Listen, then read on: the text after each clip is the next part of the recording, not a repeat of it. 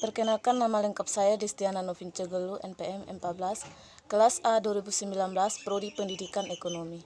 Di sini saya mau menjawab soal UTS pengantar ekonomi makro. Soal yang pertama itu, apa yang Anda pahami tentang pendapatan nasional dan bagaimana metode cara untuk menghitung pendapatan nasional? Jadi, pendapatan nasional adalah pendapatan yang diterima oleh seluruh anggota masyarakat atau seluruh anggota rumah tangga. Pendapatan nasional bisa juga disebut sebagai indikator untuk mengukur tingkat pembangunan dan kesejahteraan bagi negara dari waktu ke waktu. Dalam pendapatan nasional, metode cara untuk menghitung, yang pertama ada pendekatan pengeluaran.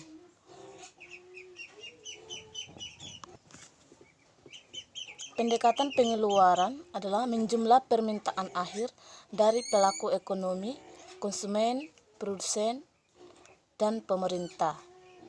Yang berikutnya ada pendekatan produksi kegiatan. Adalah kegiatan yang menciptakan nilai tambah.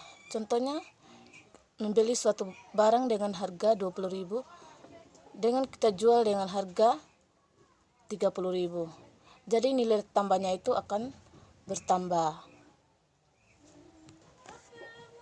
Yang berikutnya ada pendekatan pendapatan, yaitu menjumlah seluruh pendapatan yang diterima masyarakat, pemilik faktor produksi sebagai balas jasa yang mereka terima. Dari ketiga metode tersebut dapat membantu suatu negara untuk menentukan jumlah atau besarnya pendapatan perusahaan. Jadi soal yang kedua, jelaskan aliran pendapatan perekonomian 3 sektor, 4 sektor, disertai dengan gambar dan syarat perekonomian tersebut mencapai keseimbangan. Jadi, aliran pendapatan perekonomian 3 sektor, campur tangan pemerintah dalam perekonomian akan menimbulkan 3 jenis aliran, yaitu yang pertama ada pembayaran pajak oleh rumah tangga dan perusahaan kepada pemerintah. Yang kedua, pengeluaran dari sektor pemerintah ke sektor perusahaan. Yang ketiga, ada aliran pendapatan dari sektor pemerintah ke sektor rumah tangga.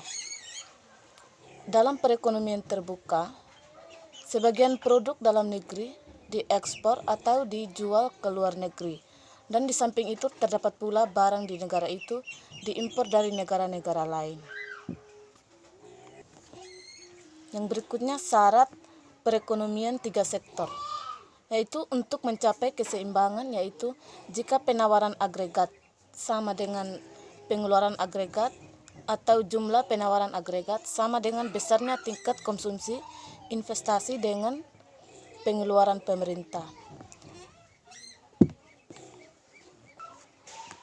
Yang berikutnya syarat perekonomian 4 sektor atau terbuka.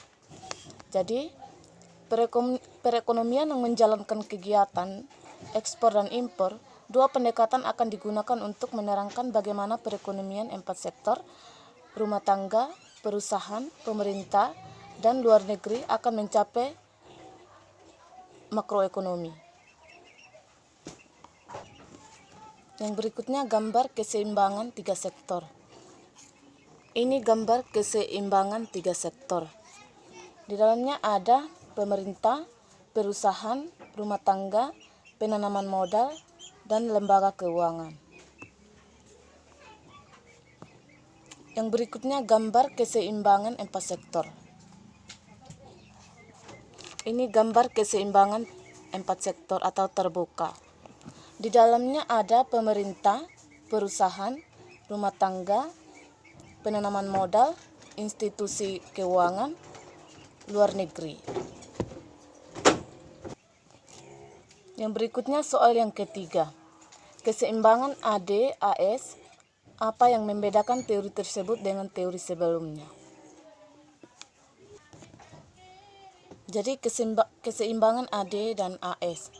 AD atau bisa disebut dengan agregat demand, yaitu tingkat pengeluaran yang akan dilakukan dalam ekonomi. Sedangkan AS bisa juga disebut sebagai agregat supply, yaitu penawaran suatu barang atau jasa yang dilakukan oleh perusahaan-perusahaan. Yang berikutnya yang membedakan teori tersebut dengan teori sebelumnya yaitu ekonomi makro dan ekonomi mikro adalah mengeksplorasi elemen yang sama tetap dari sudut pandang yang berbeda. Perbedaan ekonomi makro itu berupaya menemukan perspektif umum di tingkat nasional, sementara mikro berfokus pada spesifik individu di tingkat konsumen. Itulah hasil jawaban dari saya, kurang lebihnya mohon maaf. Sekian dan terima kasih.